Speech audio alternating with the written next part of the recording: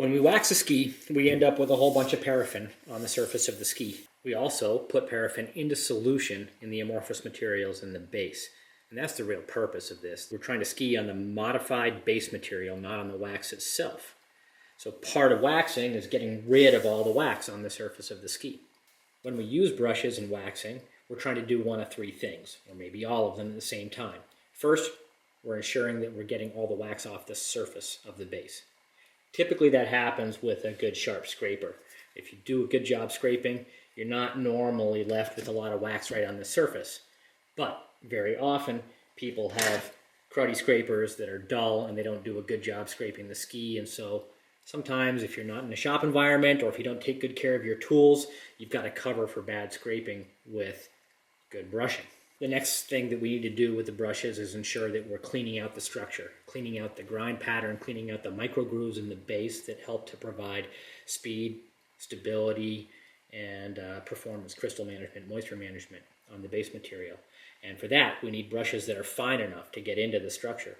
These structures are very, very fine. A brush with coarse bristles has a hard time getting into the structure and cleaning it out. Finally, we use brushes to polish the base. This might be mostly cosmetic. I'm not convinced that a nicely polished base is really necessarily that much faster in most conditions, but sure beats taking a dull and mottled base to the start. It's nice to have them polished, so I always include that as part of the brushing process. This brush is really effective at removing wax from the surface of the ski. And while it does a great job taking wax off the surface, that's really all it's good for. It's a great brush to have if you don't do a great job scraping your skis and you have wax left over to get rid of. So to demonstrate it, I'm going to use this dull scraper on this wax ski, which is sure to leave some work.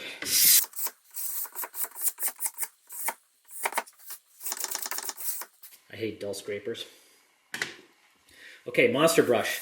With quite a lot of wax left on the ski, there's quite a lot of wax still to remove from the surface, and the monster brush is quite effective. It kind of makes a heck of a snowstorm. I probably shouldn't be breathing on that.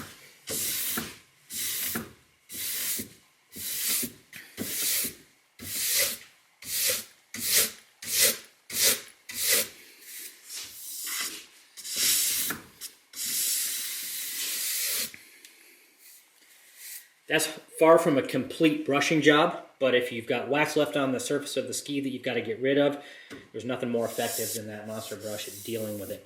Very often I see customers at races with skis that still have big patches of paraffin on them, and I think a lot of people struggle to really completely remove wax from the surface. That's 101. You got to get the wax off the surface. You've even got to clean out the structure, but before you get into the structure, you got to clean out the surface.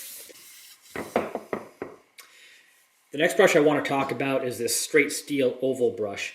This one has bristle diameter of about 0.08 millimeters. Bristles are about 15 millimeters long. They're sort of splayed a little bit. You use this brush in either direction, but like all metal brushes, I prefer to use it running from tip to tail. I don't know that it actually matters, but it rubs me the wrong way to run the brush tail to tip when we're working with metal brushes. I just always run them tip to tail. This brush is very, very effective as an all-around brush. It does a great job cleaning out the structure, but it's aggressive enough to do a decent job on the surface as well. So if you've got some wax left on the surface, it'll help get rid of that while you're cleaning the structure. It's almost a one-step brush, not a terribly good polishing brush.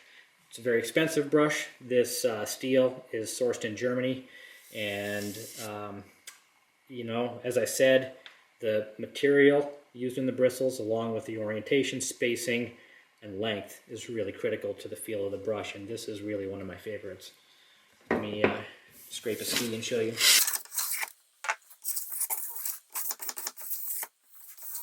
What a difference a sharp scraper makes. Okay, oval straight steel.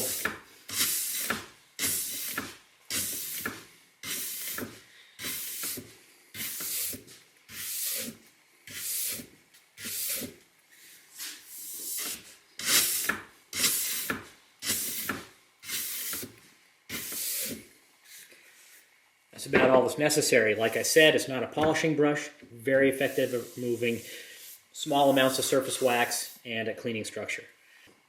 The next brush to talk about is the Golden Magic Ultra Brush. This is a brush that was based on this prototype that I picked up from Koge Lundqvist from Red Creek in Falun at World Championships. The ultra fine mini brush is a standard in the catalog from Red Creek, but usually it comes with curled steel, and this one had a little bit longer bristles and straight steel, and I really like the feel of it because the bristles felt like they swept the structure clean very efficiently. It's quite a soft brush because it's very, very fine, but just extremely efficient and really excellent for cleaning structure. I asked Koge if he could make this in a normal rectangular size, and he had never done it because, again, the steel is so expensive that he thought the brush would be too expensive. But I assured him I can sell expensive brushes, right? The result is this Golden Magic brush. I would claim invention, except that it really existed. I just asked for it to be made in this format, and I've been really, really pleased with the first round. We got a shipment of 30 of these. This is the last one. It's got to go to my friend Patrick Moore up in Edmonton. I've held it out, and I'm using it for video demonstration. Otherwise, we're waiting for the next shipment. So let me demonstrate.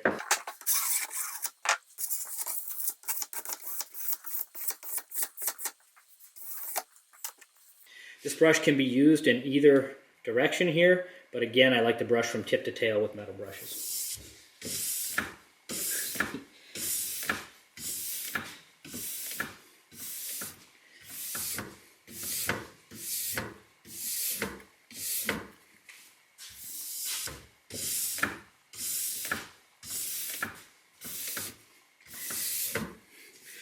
I've never used a better brush for cleaning structure, particularly when you're using hard paraffins. If you live in a cold place where you're running fine structures and really hard paraffins, you can't beat this brush.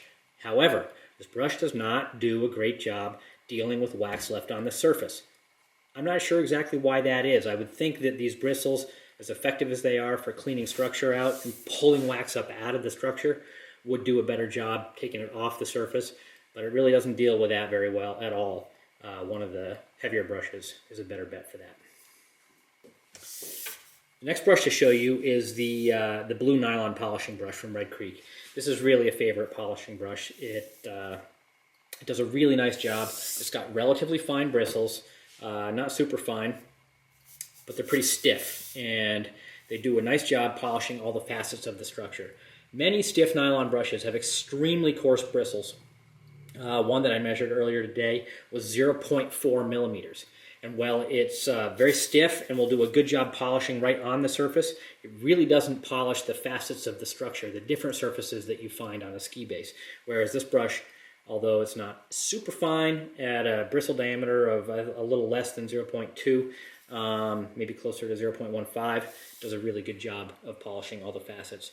With the nylon brushes, when we're polishing, I tend to use a scrubbing motion, go back and forth.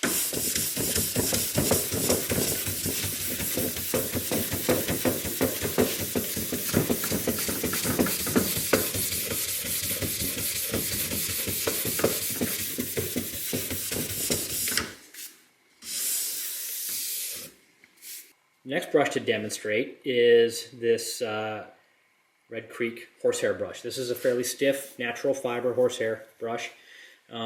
Horsehair is kind of unique. Generally speaking, when we talk about busting up surface wax, we're talking about heavy, relatively large gauge metal brushes as being the most effective. I would say that the Horsehair brush is really a brush geared toward removing wax from the surface. It doesn't do an amazing job cleaning out structure. It really isn't a polishing brush at all, but it does quite a good job just breaking up stuff on the surface, partly because, you know, we use that scrubbing motion, and it just does a good job. I want to demonstrate that with the paraffin ski right here.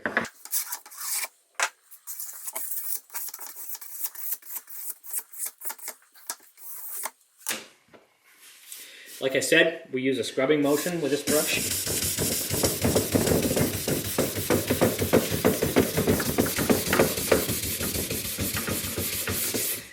Does a good job breaking up any residual surface wax. It can be followed up with a good structure cleaning brush. which has very little work left to do, and then a polishing brush.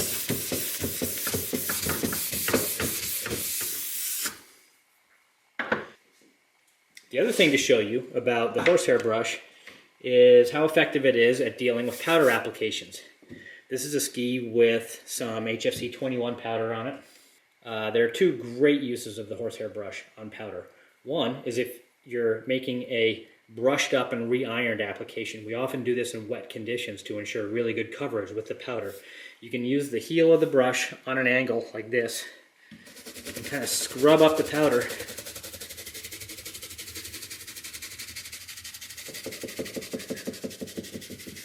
At which point your hot iron can be run back over it to re-iron the powder and ensure that you have really complete coverage of the base. But the other thing you can do is by using the whole brush surface and that scrubbing motion again, if you don't want to scrape your powder, which I normally do in fact, you can clean it right off the base like that. One brush that's relatively new to us is this Red Creek brass brush. We sold a lot of Vouty fine brass brushes. I really like that Vouty fine brass. It's got a longer bristle and a straight bristles.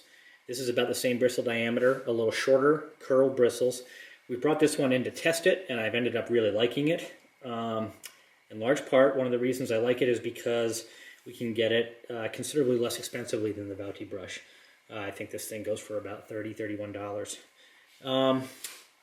I like brass for the reason that it is not quite as aggressive as steel. It's got a softer hand, and while it does a good job cleaning out the structure, it's not quite as abrasive. Floral coatings, we're talking powder applications, floral blocks, liquids, are all surface coatings. They don't go into solution in the base material. They really depend on coating the surface with a microfilm that's extremely hydrophobic and very slippery, very fast in and of itself, along with its hydrophobic qualities. We don't want to scour that off the base, and I really would have a hard time recommending the Golden Magic brush as a floral brush because I think it's a little aggressive. I think it would break down that surface coating a little bit prematurely. Those surface coatings are very durable, but they're not totally impenetrable. Brass brushing is great on floral powders. Seems to run really fast on the snow and just work really well. So once we've done the initial horsehair brushing or a light scrape of the floral powder, I really like this brush as a structure cleaning brush for floral treatments.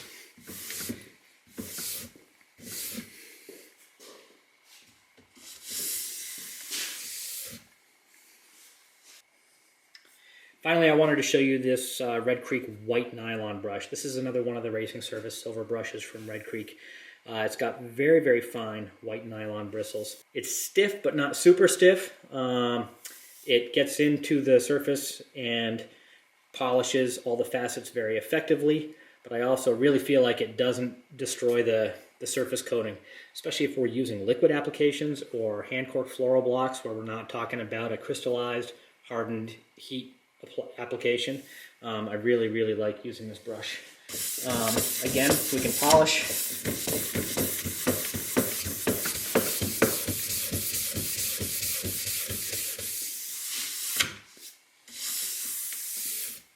It's excellent. I should also demonstrate a liquid application.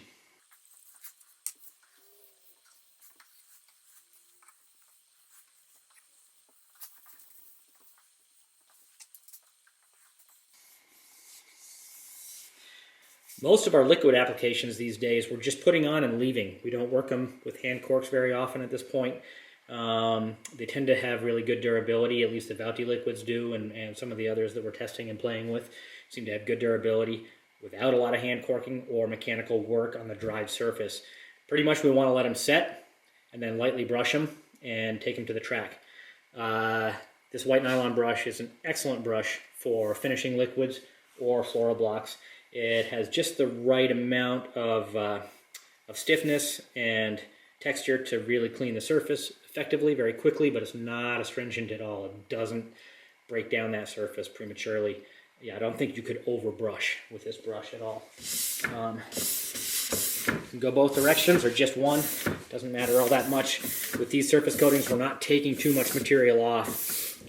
Really just trying to get in there and polish them.